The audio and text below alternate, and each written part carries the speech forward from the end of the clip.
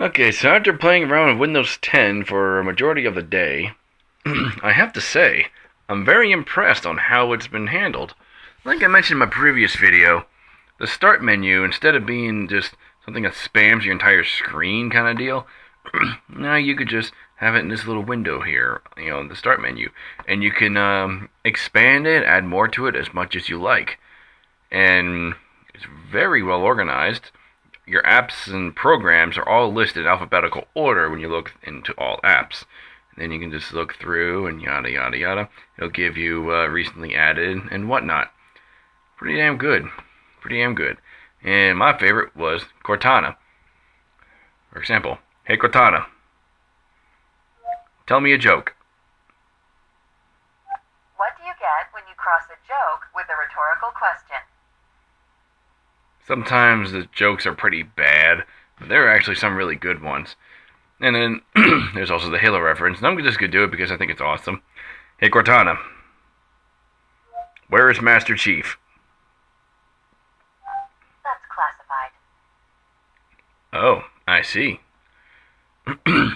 Not getting R&R or nothing like that. It's all classified. Fine by me. You can have a blast just messing around with Cortana, just particularly. So, what else do we got? Well, now over here you got this thing called Task View. Kind of like your Alt-Tab feature, except now it's a little more simplified, where you just click on it, and you have multiple different programs running. It'll put it side to side. Now, there's one called Snapshot or something like that, where you can have one thing on this side and a thing on the other side. I saw a review on it, but I didn't really look into it myself, so I'll play with that later.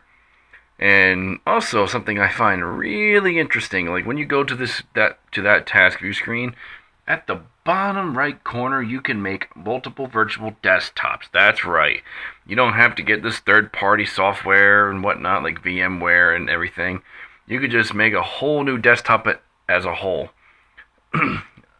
I'm not sure how well it handles, but that's pretty neat. Now, getting to Windows Edge, the pretty much successor of Internet Explorer. It's actually quite catchy. It's a really good program. It's missing its extensions like Chrome and Firefox, but they're going to get to that sometime in the near future, in a future update. So reserve judgment for now on that. So let's see what else we got. The Windows Store. I mean, yep.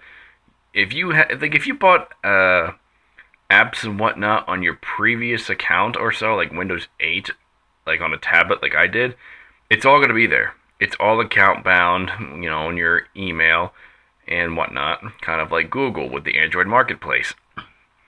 The only downside is there's not a lot of reputable apps at the moment, because a lot of parties, I would assume, were iffy on the subject, because Windows 8 was a disaster.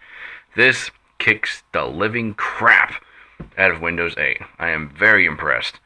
It handles nicely. I mean, there's a few bugs here and there, but what do you expect? It just released, and I was happy that I was able to get the update within, let's see, it came out the 29th, 31st, within 4 days. So I'm very happy that I was able to get it as quick as I did. Now, nice thing, if you're a Minecraft user, if I have Minecraft right there on my desktop. However, you can go to the start menu. It's actually there, if I'm not mistaken. And there's a little Minecraft thing right there. Windows 10 beta. Now, if you already purchased the game in the past, don't sweat, because they have a nice thing with Mojang, but then again, they own the game now. If you bought it in the past and you want it for the Windows 10 edition, it's free. You just have to go to Mojang, get the details, and put your account in and whatnot. Now, let's get to this next part, which I find really cool. Your Xbox account. Xbox Live, you can start parties, you can see what folks are up to and whatnot. But the most interesting thing about the Xbox feature is it only works for Xbox One, not for Xbox 360, but you can stream the game through your computer as if you're playing on a TV. And they say it has little to no lag, but I don't have an Xbox One, so again, reserve judgment. And for a new operating system, it runs quite nicely. This laptop is a Toshiba Satellite D600 or something like that. I don't remember the exact details, but it's an old computer. I bought this thing like 5 or 6 years ago, and I was thinking it wouldn't be able to be compatible, but nope, it's compatible and it handles quite nicely.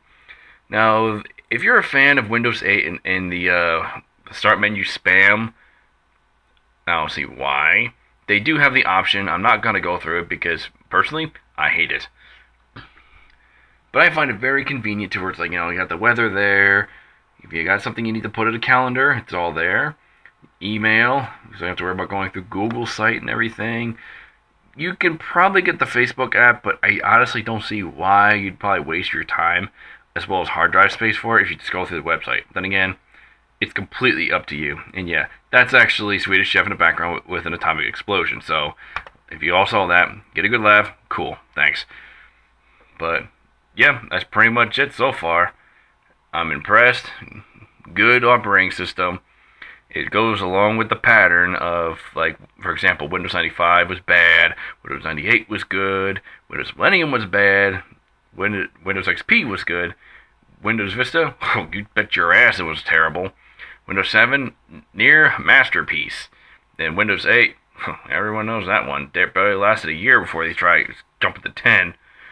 And Windows 10, so far, based on first impression, I am very happy, very impressed. Handles like a normal desktop as well as a tablet combined. And the Cortana thing is extremely powerful. Here's another example of the Cortana thing. I'm going to ask her who the 4th President of the United States is. Hey Cortana, who was the 4th President of the United States? James Madison. And she comes up with the results. Now, if she can't give you like an audio response or something, she'll direct you to Bing and whatnot through Edge. Google has something very similar, but it's still a new thing. They just released this. Overall, I'm very satisfied. Is it worth it? You bet your ass it is.